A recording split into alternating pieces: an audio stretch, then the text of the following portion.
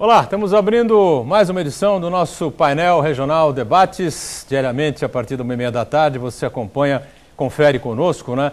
Debates, entrevistas, passagens aqui, nossas bancadas, personalidades da região e do Brasil, sempre discutindo e debatendo os temas importantes que estão na pauta regional, as nossas demandas, as nossas dificuldades e apontando aí, na medida do possível, os caminhos para a gente minimizar ou resolver todas essas situações do nosso dia a dia. E, claro, debatendo e discutindo também os assuntos da pauta nacional. Lembrando que a reprise do painel Debates também diariamente, segunda a sexta-feira, é às 20 horas. Se você tem um pouquinho mais na frente, após o JB, 10 da noite, o nosso painel regional, entrevistas e discussões sobre a região e assuntos ligados ao país também.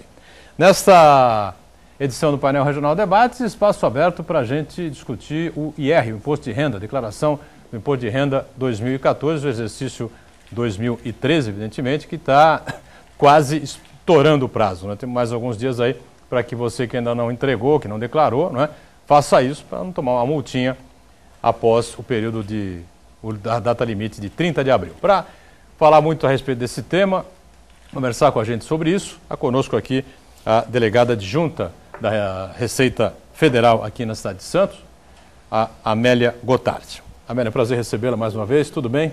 Tudo bem, eu é que agradeço a oportunidade de mais uma vez estarmos aqui e poder, na medida do possível, esclarecer as dúvidas aí de todos os nossos contribuintes. É um prazer. Obrigado, Amélia Gotardi, por estar conosco. Também com prazer, Sidney Costa, mais uma vez participando conosco aqui no painel Debates, advogado, radialista, participando com a gente aqui. Tudo bem, Sidney? Prazer revê-lo.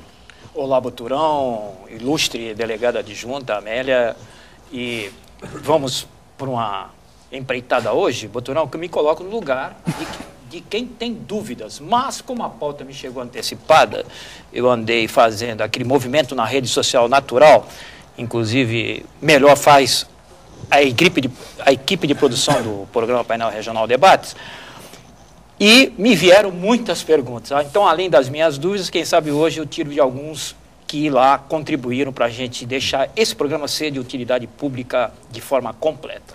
Utilidade pública e prestação de serviços, claro, sempre um dos objetivos aqui da gente no painel Regional Debates, que nessa edição conta também com o companheiro jornalista e advogado Heraldo José dos Santos. Tudo bem, Heraldo? Tudo bom, Boturão? Tudo bem? Boa tarde. Boa tarde à delegada, boa tarde ao colega Sidney. Realmente é um tema importante. Ninguém escapa da mordida do leão. Então, vamos tirar nossas dúvidas aí e esclarecer também os nossos telespectadores, que também devem ter as suas dúvidas. Eu vou entregar o Heraldo agora aqui. Antes do programa começar, o Heraldo reuniu a gente aqui e falou: não, você precisa acabar com essa coisa de boa tarde, porque o boa tarde é para quem está no ao vivo, mas tem a reprise à noite às 20 horas. Aí o Sidney falou assim: não, mas o Edgar Boturão conserta isso aí, porque ele fala boa tarde para você que está vendo aí na luz do dia, boa noite para você que está vendo à noite. Estou mentindo, Sidney? O que ele falou para a gente antes do programa começar? Tanto que eu perdi até a atenção no... Eu percebi que você deu uma engasopada aí. Exatamente, né? Por não falar o tal boa tarde. Viu? Aí o Heraldo entrou e falou o quê? Boa tarde. Aqui o programa, o painel regional, ele vai pela sua espontaneidade. Aqui não tem... boa desculpa. Aqui não tem maquiagem. Aqui é ao vivo. É verdade. É ao vivo, isso. Estamos ao vivo de segunda a sexta, 1h30 da tarde, não é? E a reprise às 20 horas, você sabe. Então, como gosta do Mantovani Calejão, se você está assistindo e olha para a janela, o dia está claro aí, é boa tarde para você. Se você olhar para a janela e estiver de noite, nós estamos na reprise, boa noite.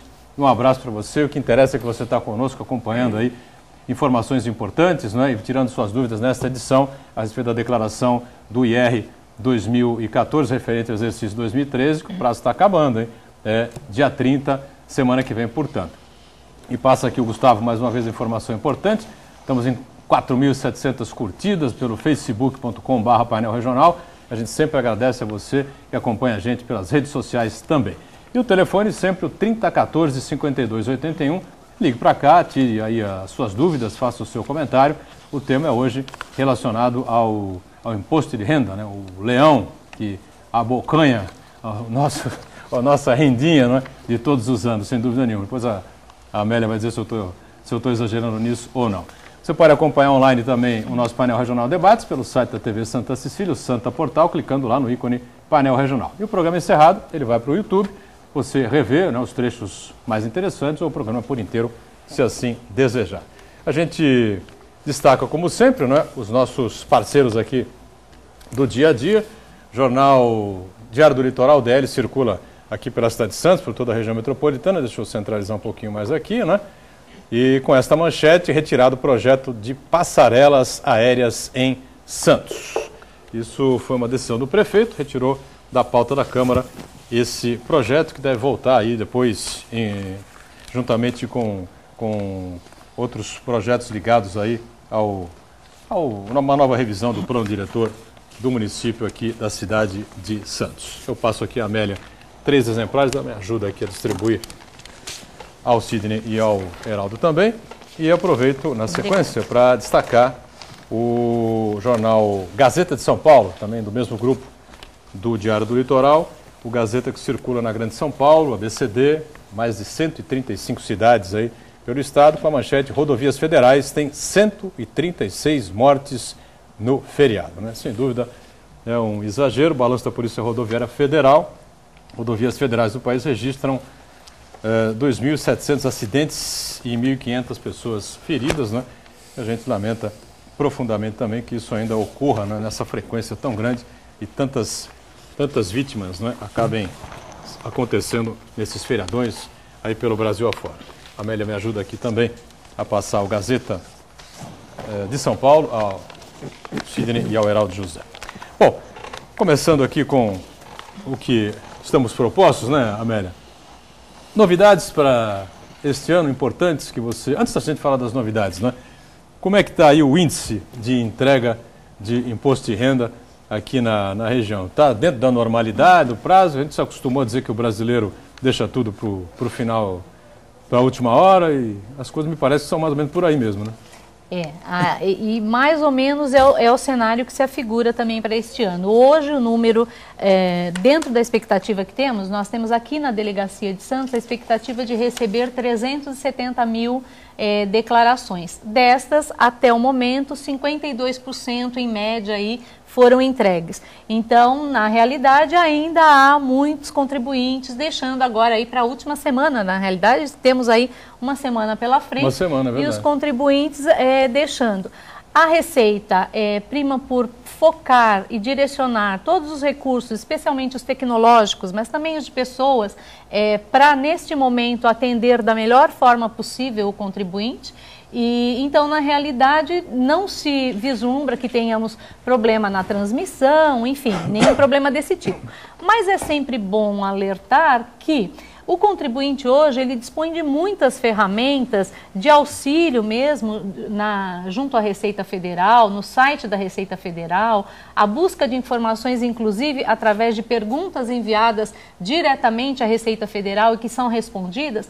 E se ele deixa para a última hora, ele pode terminar por perder esses recursos que são muito bons e estão aí à disposição de todos. Então, a nossa orientação é para que ele se antecipe na medida do possível, especialmente se ainda tiver algo a esclarecer.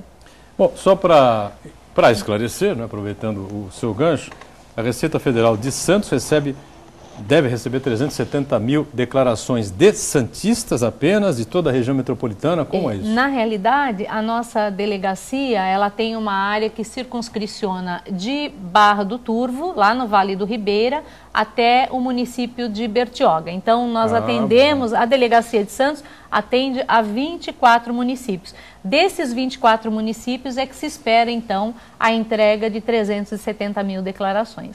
Certo. São muitos municípios, sem dúvida nenhuma. São muitos. Sidney Costa, Heraldo José, a Amélia Gotardo está aqui à nossa disposição. Sem perda de tempo, vamos fazer as perguntas, que está se aproximando a entrega e metade ainda não entregou a sua declaração. E com certeza muitos estão amargando algumas dúvidas aí, naturais, que não é, viu? A gente até conversava isso, viu, Boturão, Heraldo, e principalmente a delegada Amélia.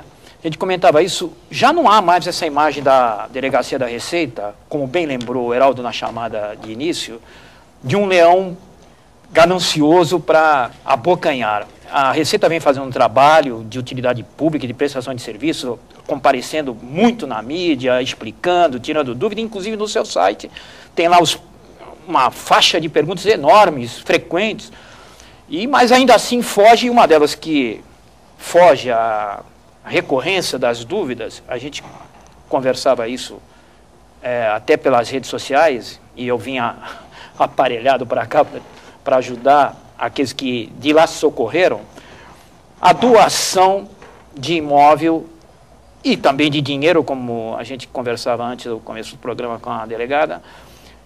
Como é que se processa? O doador passa para o beneficiário e aí a responsabilidade é transmitida também de fazer a declaração de imposto de renda e incide imposto da Receita Federal, além dos normais de transmissão? Então, falando aí com relação à declaração de bens, quando você doa um imóvel, ele figurava na sua declaração até aquele momento como um bem. Nesse momento que ocorre a doação, essa doação, se ela está oficializada, ela é feita através de uma escritura. E essa escritura, então, transmitiu por doação, poderia ter sido por venda, mas transmitiu por doação a alguém. Nesse exercício em que é feita essa transmissão, o doador deixa de ter a propriedade daquele bem e a transfere totalmente para aquele que recebeu essa doação. Então, na declaração de quem está aí doando, simplesmente no exercício anterior ele tinha um valor de bem, e no exercício atual ele deixa de possuir esse bem. E aquele que recebeu da mesma forma passa a inserir esse bem, então, na sua declaração. Aquele que recebeu a doação vai passar a fazer. É que quando falamos em doação é importante, nós tínhamos até alertado com relação a isso, porque é importante que nós lembremos que as doações não são apenas de bens móveis ou imóveis, elas também podem ocorrer em espécie, em dinheiro, enfim. E na tributação federal, para o imposto de renda, não existe tributação quando você doa um bem a outro. Mas existe essa tributação prevista, e aí a gente até alerta aqui, na fiscalização na Receita Estadual.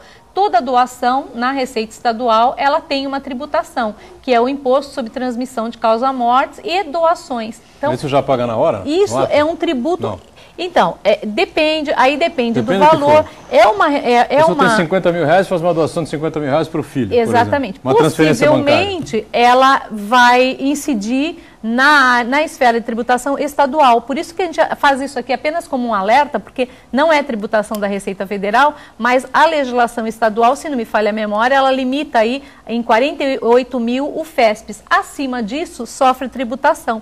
Então, não há tributação federal, mas pode haver tributação 48 mil estadual. FESPES estaria acima disso que eu falei agora, lógico, esse valor. Me parece, não é isso? Parece, ou não? sim. Acho que sim, né? Parece acima que de 50 mil reais, né? Bom, suponhamos que houvesse a tributação. Então, o sujeito faz uma doação lá de 100 mil, vamos aumentar um pouco, vai. 100 mil reais de pai para filho lá, por algum motivo, faz uma transferência bancária. Não precisa ser declarado. Ele vai declarar na Receita Federal. Na declaração de imposto de renda, ele vai declarar isso. Vai declarar isso. Vai declarar, só que não sofre tributação.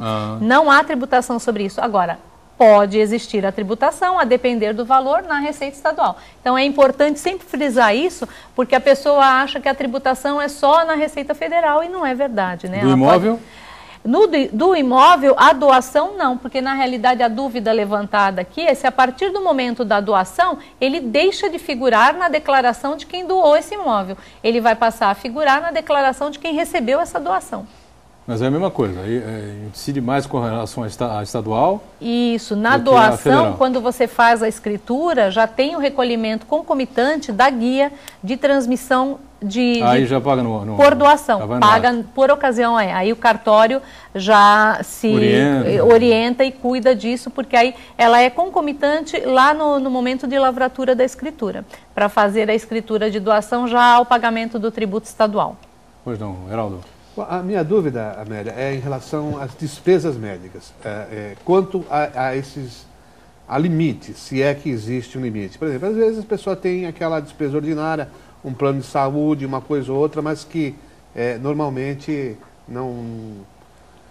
não é muito elevado. Mas pode ocorrer de uma intercorrência, uma cirurgia, alguma coisa assim, e às vezes a pessoa gasta muito. Sim. Existe um limite para dedução dessas despesas? Não existe limite para lançar despesas médicas.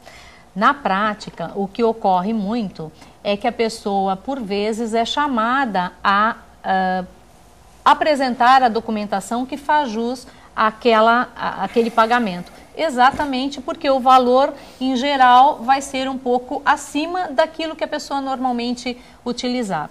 Então é isso, na realidade não existe, para a despesa médica não existe limite, como por exemplo existe para a instrução, aí existe. E lembrar que esses limites, no caso da instrução, ele ocorre por definição legal. Então assim, não é a Receita Federal que estipula qual o limite ou que não tem limite, é sempre uma lei. E a isenção especialmente ou a dedução só pode ser concedida em virtude de lei. Então, se existe, a Receita na realidade é o órgão que opera e que cumpre essa lei. Agora, voltando à questão da despesa médica, é muito importante aqui repisar que a pessoa tem que ter e guardar por 5 anos esses comprovantes de pagamento e mais a efetiva prestação do serviço. O que é comprovar que ocorreu a efetiva prestação do serviço? Na realidade é demonstrar, primeiro, que aquele serviço foi prestado a você ou a um de seus dependentes, porque na realidade você pode lançar as despesas médicas também incorridas aí com os dependentes. Então é provar através de documentos, e aí a guarda desses documentos é muito importante, porque a pessoa precisa provar que aquele serviço foi prestado a ela, né, e que ela efetivamente arcou com aquela despesa. Eu até coloco uma dica, e eu utilizo isso até na vida pessoal, eu acho que é uma forma muito mais simples. Quando você tem o pagamento de uma despesa, normalmente você faz esse pagamento com cheque. O que é a efetiva comprovação de que você efetuou aquele pagamento? Se você fizer o pagamento com cheque e ele for nominal ao profissional ou à clínica, enfim, que o atendeu, no verso desse cheque você relata a que serviço aquilo se refere, a que serviço médico ele se refere, aquilo é a tua comprovação de que aquele serviço efetivamente foi pago, porque a frente do cheque mostra quem o emitiu e a quem se dirigiu esse pagamento. E se você ainda registrar no verso do cheque essa ressalva de que a que serviço efetivamente ele se deu, perfeito, fica ali a tua comprovação, que é uma comprovação mais forte e juntamente com o recibo médico te isenta de qualquer problema caso você seja chamado a comprovar esses documentos na Receita Federal. Claro, nós falamos de limites, mas em termos de dedução, aí a dedução tem sim um limite? Não, a dedução, eu citei aí a específica com as despesas com instrução, que é uma dedução que tem sim um limite legal. É previsto em lei, certo? Isso, porque é previsto em lei. Agora, a despesa médica não tem um limite. O que acontece é que, comparativamente, você, se tem um rendimento X e essa despesa, comparando com esse rendimento, ela tem um valor alto, o que provavelmente ocorrerá? Isso, inclusive, é feito eletronicamente. Você vai ser chamado a comprovar que aquela despesa realmente ocorreu. Dessa forma que eu falei anteriormente, fica perfeito. Se você tiver o recibo e mais a comprovação do efetivo pagamento, você tem ali como justificar a existência dessa despesa. Certo, pode acontecer de muitas vezes a despesa superar até mesmo o rendimento do cidadão, claro, determinado. Dependendo da questão do problema de saúde que o cidadão tiver, uma cirurgia de emergência, uma coisa assim, né? Pode acontecer, né? Pode. E aí, normalmente, essa despesa também pode ter, existe na legislação também o que a gente chama aí do núcleo familiar. Então, dentro do núcleo familiar, essa despesa também pode ser suportada por alguém do núcleo familiar, nesses casos em que ela excede o poder econômico daquela pessoa que tenha que fazer o efetivo pagamento. Então, aí isso também é permitido, ou seja, é uma outra pessoa do núcleo familiar que socorreu, né? E isso tudo, o mais importante é que a pessoa detenha a guarda desses documentos por 5 anos, porque é o prazo legal que a empresa, na realidade, tem para solicitar essa documentação. Certo. Muito recibos. Quer completar, Heraldo? Sim, só esse detalhe, né? Recibos, nota fiscal emitida aí por um hospital, coisas do gênero. Exatamente. É isso. Temos que fazer o primeiro intervalo aqui no nosso painel regional Debates, né? Você fica com o VT do trabalho infantil, o break, já voltamos para continuar falando sobre a declaração de Imposto de Renda 2014, referente ao exercício do ano passado, 2013. Está terminando, falta uma semana apenas, né? Já voltamos. Muito bom, a gente está de volta aqui com o nosso painel regional Debates. Prazer recebendo aqui a delegada adjunta da Receita Federal em Santos, a Amélia Gotar. também com o nosso Sidney Costa e o Heraldo José dos Santos colaborando e participando com a gente em mais essa edição do Painel Debates. O telefone segue aberto aí para você entrar em contato, tirar aí as suas dúvidas, né? Pelo Facebook você também pode participar com a gente. Bom, voltando aqui com a Amélia, na questão do IR 2014, referente ao exercício 2013, tem um limite para a entrega do imposto de renda no próximo dia 30. E sempre é bom a gente alertar que há uma multa, né? Uma multa estipulada pela Receita para quem descumprir esse prazo. Não é isso, né, Amélia? É isso. Na realidade, o prazo final é 30 de abril e esse prazo já historicamente não vem sendo prorrogado. Esse ano mesmo ocorrerá, com certeza. Então, 30 de abril é a data limite. E aqueles que deixam de entregar, tem a multa, ela é uma multa de 20% do imposto devido, sendo que a mínima é 16574. Se a pessoa então, não assim, tiver nenhum imposto a pagar, ela vai pagar 16574. Paga R$ 165,74. Exatamente. Então, se tiver o cara tiver R$5.000, por exemplo, para restituir aí a Receita. Isso, até 20% do imposto devido. Restituir não, porque a pessoa vai atender o contrato. É o imposto pagar devido. o imposto à Receita. Na realidade é sobre o imposto devido que se calcula esses 20%. Então ele pode ter até uma multa de R$1.000 com valor expressivo se deixar de declarar. Além do que, ele pode ter problemas com o próprio CPF, porque se ele estiver obrigado a declarar e não o fizer, o que acontece? Ele vai ter problema de suspensão no seu CPF. E a gente sabe que o CPF hoje é um documento utilizado aí para inúmeras situações. Então, você precisa de um empréstimo bancário, um financiamento em qualquer lugar, uma comprovação em qualquer organização, vai te exigir o CPF e vai te exigir que a condição desse CPF esteja regular. Se você tiver com a obrigatoriedade de declarar e não o fez, você acaba também prejudicando essa regularidade do CPF. Então, além da multa, é importante que todos aqueles que estão obrigados o façam para evitar qualquer penalidade. Perfeito. Bom, já que você citou no tema, né, é importante, a gente conversava aqui durante o intervalo, reforçar quem está obrigado a declarar o IR agora em 2014, né, Amélia? Isso, é importante, eu gosto sempre de repisar, porque assim, parece que as situações são meio que óbvias, mas muita gente ainda tem dúvida nessa seara. Então, assim, algumas situações que obrigam a pessoa a declarar. Primeiro, aquele básico, né? Quem recebeu no exercício anterior, no ano de 2013, acima de R$ 25.661. Esses estão obrigados a declarar. 25 mil? 25.661,70. Só vale a pena ressaltar aqui que existem algumas situações, a pessoa recebeu abaixo deste valor, mas, por exemplo, ela teve lá uma retenção na fonte, ela teve um imposto retido, porque ela pode ter recebido o valor de forma concentrada, em alguns poucos meses, e aí ela acabou sofrendo retenção na fonte. E, na realidade, essa pessoa vai ter essa retenção como restituição, ela vai ter o imposto devolvido, aquilo que foi retido. Como é que ela obtém isso? Fazendo a declaração. Então, é só para exemplificar que não é o fato da pessoa ter um rendimento abaixo disso que a impede de declarar. Ela está obrigada se ela recebeu mais de R$ 25.661, mas ela não está impedida de declarar em nenhuma outra situação. Então, é importante repisar isso, porque muita gente usa a declaração de imposto de renda, pode utilizá-la, inclusive, para obter essa restituição, se teve uma retenção na fonte que não caberia e tem que ter esse valor, então, em devolução. Não é responsabilidade sua. Exato, porque quando você dilui... R$25.661, daria uma média aqui, um cálculo rápido aqui, R$ 2.140 mensais. Ao mês, mas digamos baixo, que essa pessoa tenha recebido 4 meses com um valor aí de R$5.000. Ela recebeu R$20.000 e sofreu retenção na fonte, com certeza.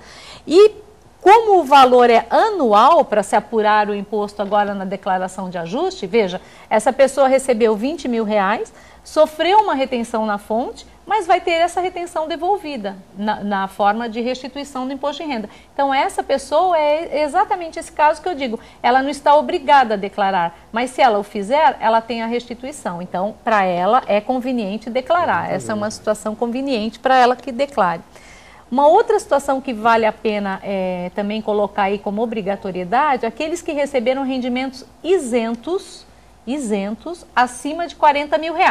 Então tem isenções de aposentadorias, porque nós temos casos legais aí dos aposentados que recebem com mais de 65 anos, que recebem a sua aposentadoria, tem a condição de isenção, enfim, qualquer recebimento de valores isentos acima de R$40 mil obrigam a pessoa a declarar. Os juros de caderneta de poupança, só que lembrem que não é o valor do depósito que está lá na caderneta de poupança. Na realidade, o rendimento isento é aquele rendimento dessa caderneta de poupança, são os juros. Então, se os valores somados aí, recebidos durante o ano pelo contribuinte, forem acima de R$40 mil, ele também está obrigado a declarar. Outra situação que obriga a declarar são aqueles que tiveram ganho de capital. O que é ganho de capital? É a diferença entre o valor, o custo de aquisição de um bem que você tem e o valor da sua venda.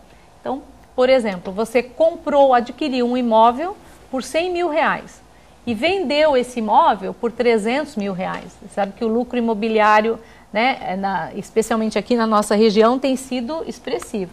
Se a pessoa obter esses R$200 mil do meu exemplo, R$100 mil da aquisição para R$300 mil da venda, são considerados ganho de capital. Então aí a pessoa que tem essa situação de ganho de capital precisa se ater à legislação, porque também existem exceções aí. Ela tem uma condição de isenção se aquele era o único imóvel, ou ela tem uma condição de isenção se ela adquirir um outro imóvel no prazo de 6 meses, ela também não vai pagar esse ganho de capital, mas ela vai estar obrigada a declarar. Então, uma condição de obrigatoriedade de declaração é quando a pessoa tem esse ganho de capital, mesmo que tenha usufruído da isenção, ela está obrigada a declarar. Quem opera em bolsa de valores está obrigado a declarar. Então eu acho que aqui assim, eu estou tentando elencar as principais situações que obrigam a pessoa a apresentar a declaração de imposto de renda. E aí lembrando que são essas obrigatoriedades que, se a pessoa deixar de cumprir, ou seja, se ela ficar omissa na entrega dessa declaração, ela terá lá aquela punição, a multa punitiva que nós falamos anteriormente, que é no valor mínimo de R$ 165,74 e no valor máximo até 20% do imposto devido. Muito bem. Sidney, Heraldo, pois não. Boturão, para ficar com a minha cola, que eu trouxe lá da rede social, mas dentro do tema dos obrigados a apresentar imposto de renda, tem um caso que me perguntaram lá. Sócio de empresa que, de fato, não de direito, ela está inativa, já não funciona mais, mas não deram baixa perante os órgãos públicos, inclusive a Receita. Esse sócio ele está obrigado a fazer a declaração de imposto de renda, de que existe cotas ainda em aberto, enfim? Muito pertinente essa questão, porque é dúvida de muitos. Na realidade, até alguns anos atrás, existia uma legislação que obrigava o sócio de empresa a declarar, independente de qualquer outra condição. A legislação hoje não obriga, ou seja, esse sócio da empresa, ele estará obrigado a declarar se ele incorrer concomitantemente numa das outras situações que eu acabei de citar. Então, por exemplo, ele teve como rendimentos R$30 mil ao ano. Ele está obrigado a declarar não porque ele é sócio da empresa, mas ele está obrigado a declarar em função do rendimento auferido. Então, é importante ressaltar que a simples condição de atuar como sócio da empresa não obriga o contribuinte a apresentar a declaração, salvo se ele tiver uma outra condição que aí sim o obrigue. E essa questão das pessoas é até interessante, apesar de não ser o assunto aqui do dia, mas a história de pessoas que abrem empresas e no momento de abrir é aquela euforia, né, porque vai passar a ter um bem ali para gerir, uma nova atividade econômica. Só que às vezes, e por muitas vezes, se a situação não dá certo, essa empresa entra nessa paralisação, primeiro numa estagnação e depois ela acaba, como você acabou de citar, ficando inativa. Ela é inativa de fato, ou seja, ninguém mais trabalha naquela empresa, mas de direito, se ela não for baixada junto aos órgãos, tanto federal quanto estadual, municipal, ela continuará a existir. Então, para nós, lá na Receita, esse CNPJ vai estar ativo, vai estar vinculado ao CPF dessa pessoa, e se a empresa tiver problemas financeiros ou tributários, o CPF dessa pessoa vai ter também, porque aí ela tem um vínculo, né? Então, é sempre bom lembrar as pessoas que no momento do encerramento das atividades de fato, ou seja, a empresa deixou de atuar, ela deve providenciar a baixa junto aos órgãos competentes. A Junta Comercial, Fisco Municipal, Estadual, Receita Federal. Pois não, Haroldo. Eu gostaria de falar um pouquinho, não sei se é exatamente da alçada da Amélia, do sistema, do aprimoramento do sistema de recepção das declarações, né? A gente ainda lembra que fazia-se muito no papel, né? Aquelas folhinhas verdinhas, depois azuis, depois marronzinhas e tal. Aí veio aí a informática, a gente entregava em disquete, depois a própria internet mesmo, você passou a enviar diretamente, dava uns bloqueios e tal, a gente tentava, não conseguia, dava uns entupimentos na rede, mas agora parece que foi muito aprimorado, não se tem muitas reclamações para você enviar a sua declaração. Qualquer um pode fazer isso, é muito fácil, muito simples. É como se estivesse passando aí um e-mail. Eu acho que avançamos muito nessa área, né, em termos de tecnologia, Amélia. É isso. Como eu tinha dito lá no início, a Receita vem realmente envidando todos os esforços para aprimorar esse parque tecnológico. A cada ano nós verificamos um crescimento nessa área. Problemas na transmissão dificilmente impedirão o contribuinte salvo se ele tiver, né, alguma questão ali que ele tenha dificuldade, mas mesmo assim nós temos todo um suporte para auxiliá-lo. E é isso, é num crescente. Já desde o ano passado e este ano ainda com mais ênfase, a declaração pode ser feita inclusive em tablets e smartphones, né, e pode ser transmitida, é claro que aí respeitadas aquelas funcionalidades desses aparelhos. Então, determinadas coisas que você consegue no desktop fazer, por exemplo, o salvamento automático, você começa a preencher a tua declaração e o salvamento é automático. Você pode parar, reiniciar num outro momento. Já não é a mesma realidade que a gente tem nos aplicativos móveis, mas a funcionalidade, assim, você conseguir fazer o preenchimento no aplicativo móvel para este ano foi realmente um crescimento que a Receita Federal vem a cada ano tentando ampliar. E a gente tem, assim como os aplicativos móveis disponibilizados, também a questão da declaração pré-preenchida. Na declaração pré-preenchida, você tem a possibilidade de ir buscar os seus dados no site da Receita Federal. E hoje ainda existe uma restrição que só pode fazer uso dessa declaração pré-preenchida aquele contribuinte que tem a certificação digital. Isso não é uma restrição que a Receita Federal impôs porque quis impor. Na realidade, é um resguardo do sigilo fiscal dessa pessoa, porque como esses dados vão transitar na rede, a gente tem o cuidado de tratamento dessa informação. Então, hoje, aquele contribuinte que é certificado, que tem a certificação digital, ele pode ir no site da Receita Federal e verificar lá, de posse do seu certificado, quais são as informações que constam vinculadas ao seu CPF, por exemplo, fornecidas por todas as fontes pagadoras. Então, você entra com o seu certificado e você verifica todas as DIRFs que foram informadas por empresas ou por órgãos pagadores e que têm relação com o seu CPF. Também é uma funcionalidade implementada este ano e que muitos contribuintes já estão utilizando. A gente só ressalva aqui que, na realidade, isso é uma busca de dados. Então, no momento que você entra lá e verifica, você tem que dizer e validar aqueles dados. Não é o fato de você buscar esse dado na Receita Federal que você tem obrigação de dá-lo como bom. Porque lembrando que esse dado foi fornecido por uma fonte pagadora. Ela pode ter errado? Pode. Entendeu? Mas você tem essa funcionalidade. Então, hoje você pode buscar no site da Receita, se tiver certificação digital. E para aqueles que não têm a certificação digital, ainda é possível passar uma procuração eletrônica para alguém que tenha essa certificação e essa pessoa pode verificar os teus dados informados pelas fontes pagadoras.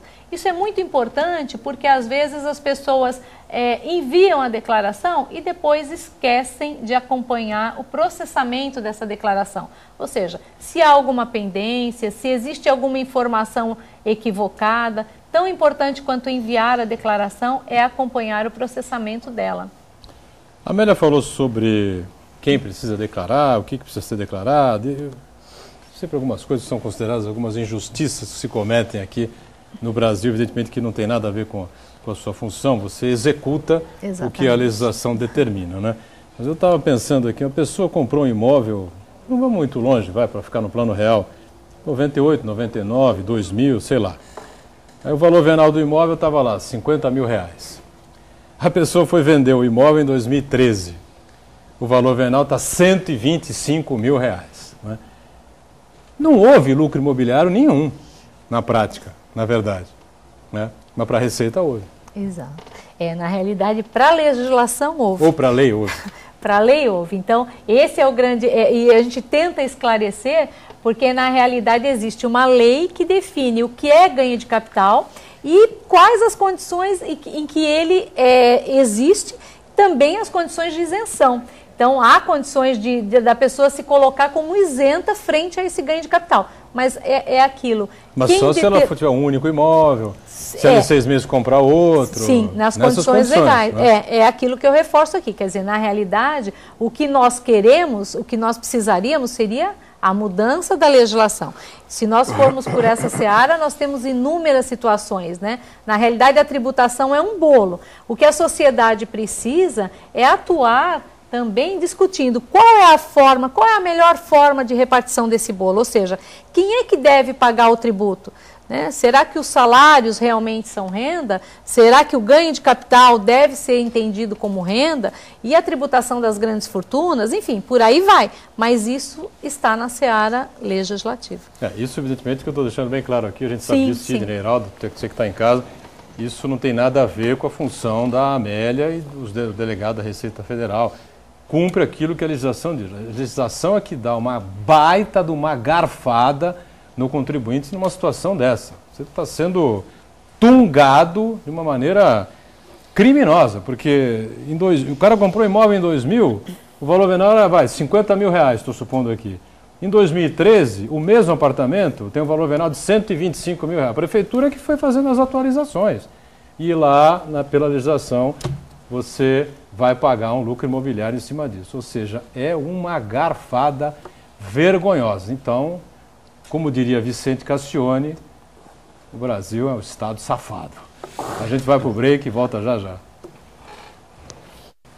Ano passado eu fiquei na malha fina.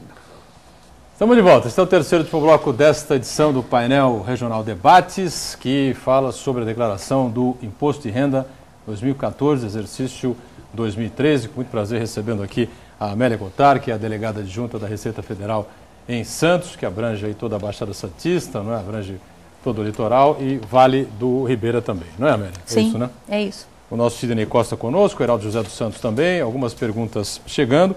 Eu fechei o bloco anterior falando sobre essas injustiças cometidas e das piores, das maiores, né? É o limite para a área de educação, né, Amélia? E realmente é uma coisa... Eu nem sei quanto está hoje, né? Você vai olhar aí na colinha? Tenho aqui, R$ 3.230,46. 3 mil? É. A mensalidade média num colégio está por volta de 900, R$1.000, quer dizer, em 3 meses o cara esgotou o limite do imposto de renda no colégio. 500 só, pronto, vai. No colégio? Não. Se eu arrumar um colégio bom por R$500, eu levo meu filho para lá hoje. Pois é. E aí, uma das injustiças cometidas aí, não pela Receita Federal, evidentemente, como eu disse, é o executor, não é? Mas pela legislação. E a gente esquece de cobrar os nossos representantes, os deputados que vão a Brasília debater esses temas. Os temas estão muito pouco discutidos, muito pouco debatidos. Eu não sei o que acontece. Parece que somos um país de desinformados, né?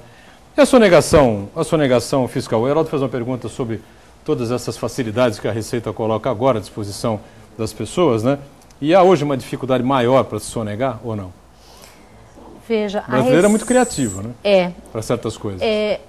a Receita é municiada hoje, o seu banco de dados é alimentado por inúmeras fontes de informação. Então, às vezes, é até na fila do supermercado, porque eu também sou dona de casa, né? Então, na fila do supermercado, você vê aquela pergunta clássica. Quer nota fiscal? Aí, às vezes, você se depara com algumas senhoras, alguns homens, não, eu não vou pegar nota fiscal, porque, de repente, a Receita Federal vai ficar sabendo. Então, esses mitos, na realidade, ainda existem. E assim, para esclarecer, quando você compra com cartão de crédito, quando você vende um imóvel, a Receita Federal, na realidade, recebe todas essas informações. A movimentação bancária, a movimentação financeira daqueles contribuintes que incidem em fiscalização, ela é levantada. Então, assim, esse medo da pessoa, na realidade, ela deixa de usufruir, porque no caso aí, no exemplo que eu acabei de citar, que até é engraçado, mas a pessoa deixa de usufruir uma benesse, porque quando ela pede a nota fiscal, não no tributo federal, mas no tributo estadual, a nota fiscal paulista, por exemplo, você tem um ressarcimento de parte daquele imposto que é pago pela empresa que está emitindo aquela nota. Então, se você deixa de solicitar essa nota, quem está perdendo é o contribuinte, né? Como é que funciona a nota fiscal? É feito um rateio entre todos os contribuintes daquele estabelecimento que pediram nota e ele tem uma parte daquele imposto devido em devolução. Então, assim, eu acho que também falta muita informação às pessoas. Esse medo ou essa vontade, às vezes a pessoa toma a atitude equivocada e nem sabe por que está fazendo aquilo. Então, eu acho que o esclarecimento é fundamental para as pessoas. E a questão de sonegação, existe as pessoas saberem que a sonegação fiscal, além da falta do pagamento de tributo, se ela realmente for uma situação de sonegação caracterizada, ela é crime. Então, além de ter a pena tributária, você passa a pagar o imposto e mais as multas devidas e os acréscimos legais, você ainda pode ter a questão da penalidade na esfera penal, que aí é uma questão pessoal, né?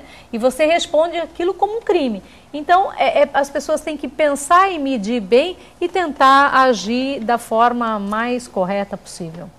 Muito bem. Sidney, Heraldo?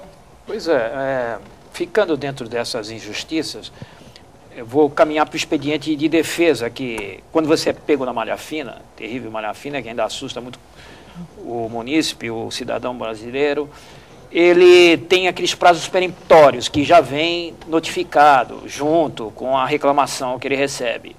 E, por vezes, esse prazo se expira e ele não consegue reunir os documentos ou apresentar sua defesa. E passa, então, a ficar numa jornada interminável que vai, às vezes, até para a justiça comum. Será que é justo uma realidade ser vencida por um aspecto formal? Na realidade, vou tentar aqui esclarecer, primeiro, o que é a malha fiscal, uma conhecida famigerada malha fina, né? A malha fiscal eu acabei de dizer que a Receita é municiada de um banco de dados enorme e que recebe informações de vários locais diferentes, E o que é a malha fiscal? A malha fiscal é um batimento que é feito de todas essas informações. E quando ocorre uma divergência com algumas delas, você é chamado para comprovar se na realidade aquilo que você declarou está correto ou que aquela outra ponta que também está dando uma informação à Receita Federal está correta. Então, isso é malha fiscal. Então, assim, as pessoas também não precisam ter esse medo, na realidade, de quando a declaração está em malha fiscal, porque, por muitas vezes, é ir lá e apresentar um documento e comprovar, olha, de repente a fonte pagadora é que informou errado e não eu é que estou fazendo a minha informação errada. Agora, mais importante ainda é esclarecer as pessoas que, assim, você não precisa, aliás, não deve aguardar a Receita Federal te encaminhar uma notificação avisando, olha, a sua declaração incidiu em malha fiscal. Nós temos aí o que a gente chama de denúncia espontânea. Na realidade, a Receita hoje, nós temos, já desde o início do programa, estamos falando nessa transparência e nesse enfoque forte que existe hoje na Receita Federal de orientação e não de punição ao contribuinte. Então, na realidade, a pessoa, nós orientamos a que ela autorregularize. Qual é a forma de fazer isso? No site da Receita Federal, agora, por esta época, por exemplo, todos estamos encaminhando as declarações. Essas declarações são processadas e é verificado aí todo esse confronto com as diversas outras fontes que informaram. Então, tudo que tiver ligação com o seu CPF vai sofrer esse batimento. E aí, se existir uma divergência dessa informação, a sua declaração vai estar lá no site constando como pendente. Como é que você vê isso? Você obtém uma senha de acesso no próprio site da Receita Federal. O que você precisa para obter essa senha de acesso? É muito simples. Você precisa estar municiado, ter em mãos as 2 últimas declarações de imposto de renda, porque o sistema vai te pedir aquele número de recibo. Na hora que você transmite a declaração, você tem um número de recibo. Então, ela vai te pedir os 2 últimos números de recibo e alguns dados pessoais. Para que isso? Para confirmar que aquele que está tentando obter aquela senha realmente é o contribuinte ali identificado. Feito isso, você conseguiu se identificar, fornecer os dados, é emitido pelo sistema eletronicamente uma senha de acesso. Com essa senha de acesso, você entra no ECAC, que é um atendimento virtual, né, um centro de atendimento ao contribuinte virtual, e você verifica lá se a sua declaração está processada, está tudo ok, ou se existiu alguma divergência entre os valores informados por você e por uma fonte pagadora, por exemplo, e aí você pode retificar essa declaração e evitar qualquer transtorno. Você nem vai manter a sua declaração em malha fiscal se você perceber que houve um erro, por exemplo, no preenchimento dessa declaração. Então, isso é muito importante e, assim, como orientação, todas as pessoas devem fazer. Após a transmissão da declaração, entre lá e verifique. No momento que você verifica, você já vai verificar a declaração dos 5 anos anteriores, que são aqueles que a Receita ainda pode lhe chamar para fazer alguma comprovação. Muito bem. Heraldo, alguma coisa? Não, eu digo, eu recebi uma notificação ano passado de que havia uma imprecisão na minha declaração. E realmente a correção foi rápida pelo próprio sistema. Constava lá minha esposa como dependente, que não era mais há um bom tempo. E acabou sendo incluída lá na declaração por um equívoco, porque ela também declara. E aí estava retida, mas foi feita a declaração retificadora e rapidinho já liberaram a minha restituição. Deixa eu ouvir aqui o Nito da Lemoa. Quais são, Amélia, os erros mais comuns que a Receita recebe nas declarações? Olha, hoje vamos falar, acabamos de falar de malha fiscal, então, na realidade, essas declarações que estão pendentes aí de processamento porque tem alguma inconsistência, né? Qual é o maior, o ranking assim que está capitaneando aí? São as omissões de rendimento. Então, a pessoa declarou, mas omitiu ou esqueceu alguma fonte pagadora, tá? Então, hoje, como eu disse lá anteriormente, para aqueles que têm a certificação digital, podem ir lá no site da Receita e conferir as suas fontes pagadoras. Mas aqueles que não têm, obtendo essa senha de acesso, vão perceber também se a sua declaração está pendente de processamento por conta de uma omissão de fonte pagadora. E aí, quando a gente fala de fonte pagadora, é importante lembrar também que quando você coloca um dependente na sua declaração, se esse dependente tiver algum rendimento, o rendimento do dependente tem que ser incluído. Então, nós temos também muita omissão de rendimento, não do titular da declaração, mas de algum dos seus dependentes. E esse, eu acho que é o maior número hoje ainda de pendências nas declarações, são por omissão de rendimentos. Então, aí, mais importante que as pessoas entrem lá, obtenham a senha de acesso e verifiquem a regularidade. Depois da omissão de rendimento, eu acho que realmente estão as despesas médicas. É uma quantidade expressiva de contribuintes que têm pendência de declaração por ter despesas médicas ou em valor elevado, ou porque aquela despesa médica não está confrontando com o valor informado por aquele que recebeu essa despesa. E aí a pessoa também é chamada a comprovar isso apresentando essa documentação. Uriel Vilas Boas, mais uma vez com a gente. Um abraço, Uriel. Como é que a Amélia encara a possibilidade de adiamento da entrega das declarações, tendo em vista o excesso de contribuintes? Alguma possibilidade? Não há, né? Uriel, boa tarde. Não, todos os anos, recorrentemente, as pessoas têm deixado para a última hora e não tem havido dilação de prazo, ou seja, os prazos já há muitos anos não têm sido postergados e assim, esse ano, então, não contem com postergação, o prazo final realmente é 30 de abril.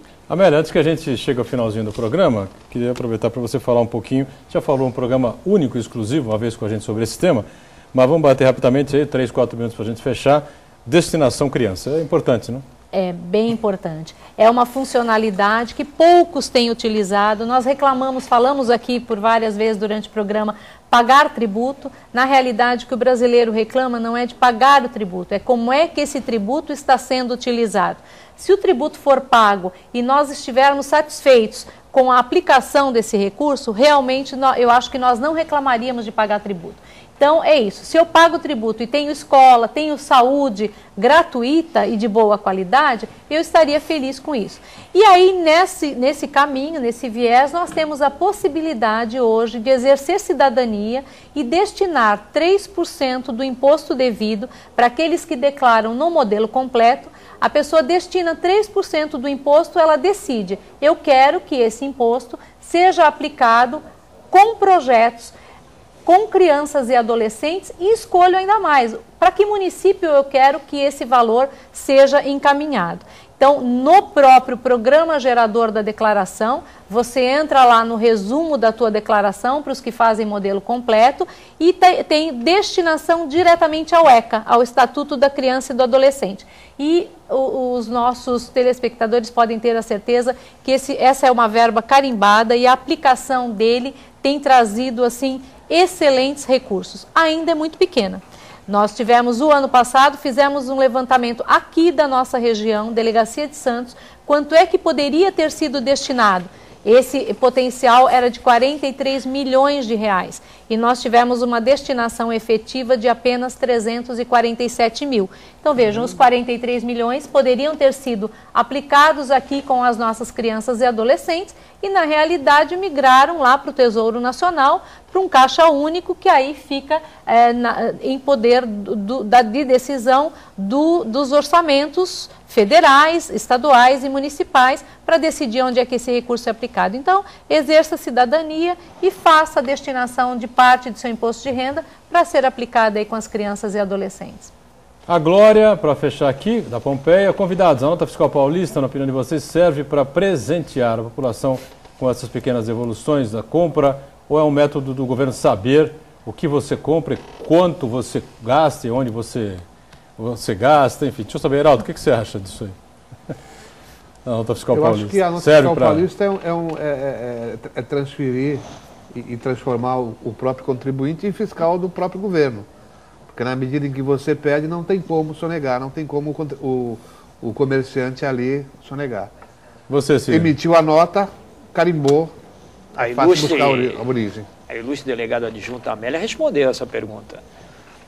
Não se consegue fugir, não, do que você recebe por causa de outros tipos de informações na grade da malha fiscal. De crédito, cartão de crédito. Agora, concordo com o Heraldo também nesse aspecto, porque é um fiscal do senhor Alckmin. A gente se transforma em fiscal do senhor Alckmin. Mas quem criou foi o senhor Serra, não se esqueça disso. Bom, Amélia, estamos fechando aqui o painel Regional Debate. Quero agradecer muito a sua participação, sempre importante com a gente aqui. Deve ter ficado aí alguma coisa para a gente discutir, para a gente debater, né?